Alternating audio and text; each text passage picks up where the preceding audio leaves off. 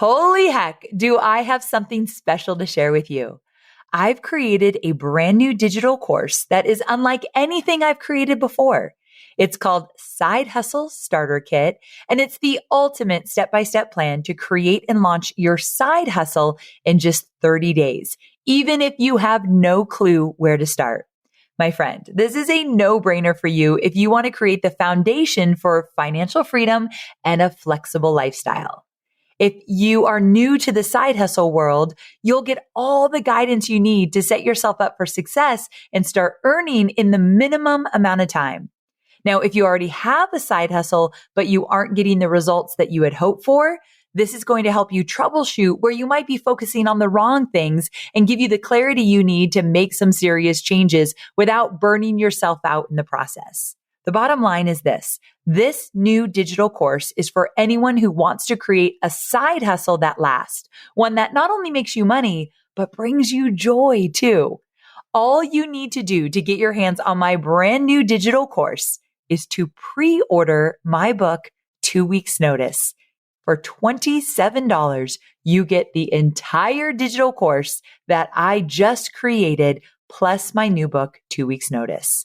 So Side Hustle Starter Kit is only available until Wednesday, November 2nd at 4 p.m. Pacific. And all you need to do is pre-order my book and the Side Hustle Starter Kit digital course is yours. So if you're wondering, is this really the right time to start a side hustle? Just know that there's no such thing as the right time. There's only your time. And that is now, my friend. So to get instant access to Side Hustle Starter Kit, all you need to do is pre-order 2 weeks notice from your retailer of choice, save your order number, and go to 2weeksnoticebook.com. So that's 2weeksnoticebook.com. Enter your information and it is yours. I am so excited for you and I cannot wait to see you flex that side hustle muscle and get it up and running. So let's do this and I'll see you inside of my brand new digital course. Welcome to another Wisdom Wednesday. I'm so excited you're tuning in for a few minutes of knowledge because this week I pulled a special clip from one of my guests that I go back to again and again. Get ready for a knowledge bomb because this one is so good. Enjoy.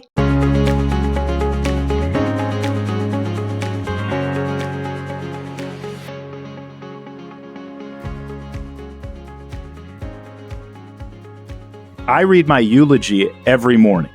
What? If I do my morning ritual, I wrote my eulogy a long time ago, and it said it would be, what I'd want people to say about me at my funeral. It's an old exercise. It predates Stephen Covey, who talked about it in 7 Habits. Our friend Michael Hyatt recommends doing it. I mean, it's just one of the most thoughtful, amazing exercises that you can do.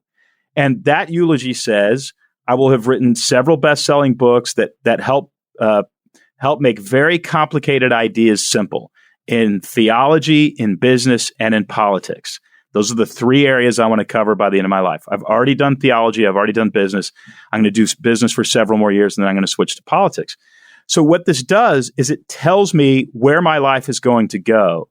It also says that I was a faithful husband, that I spent a lot of time with Betsy in the garden, that I was a very good father, and some other things that I want to accomplish. Our house we built here in Nashville is 15 acres. It has a house and a guest house and what we call a carriage house, which is basically an event space in the backyard where I will bring people. The event space is still 3 months from being finished, but I will bring people there to help them process their own story and help them understand how much they've overcome and how beautiful their lives are. Then they're going to write those stories on 5 pages into a formula. We're going to put those into binders in the carriage house, and it will contain a library of thousands and thousands of people and them sitting down and processing all that they've overcome in life and how powerful they are and how strong they are and how loving they are. If that's going to be true by the time I die, I've got a lot of work to do. I got to finish the carriage house. I've got to write the formula. I've got to invite all the people over. I've got to somehow transition into politics. I've got to finish these best-selling books. So it just makes everything. I can't, spend a lot of time on the road away from Betsy. I can't do that. So it's helping me. It helps me govern and guide my life. And so my life plan, I read every morning in a morning ritual. Not every morning, to be honest with you. But every morning when I do my morning ritual, I read it. That ends up being about 3 to 5 days a week. And then I fill out my day planner, which tells me my primary and secondary tasks.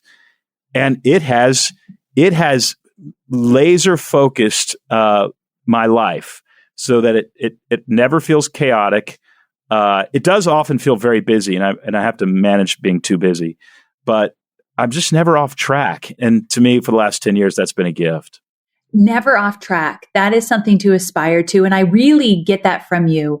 You have a great social presence in the sense that you do some videos and you do a lot of like quick chats. I call them little mini TED Talks. I love them so much. Yeah. And I get the sense that you do very much know who you are and where you're going. And this idea of writing your eulogy, when I get off track or things feel really messy, I often come back to, Amy, who are you and what do you want and what are you here for? And a eulogy like that is very clear who you are, what do you want, what are you here for, what's most important. That would really ground you. Oh, it's absolutely grounding. And the other grounding thing that's kind of sad to talk about is the fact that we're not here for very long. Yeah, I thought that too. You're literally going to die. This story ends. And to me, just reminding myself of that every morning, when you write a screenplay or when you write a novel, often you want to put a kind of ticking clock in the story. So, it's not that the man wants to marry the woman. It's that the man wants to marry the woman, but the woman is about to marry his jerk brother next Saturday. And, so that's the story. And he's got to get all of this done and convince her that his brother's a real jerk and he's the real guy. He's got to do that by Saturday. And when you actually read your eulogy, you wake up and you say, hey, wait a second. We don't have a lot of time to play around. We don't have a lot of time to sit around watching Netflix, although I love sitting around watching Netflix. But, we don't have a lot. We need to mitigate some of that and actually get, build some of these relationships and get some of these tasks done and try to make an impact. And to me, that's the other genius of that exercise is realizing there's a ticking clock in your story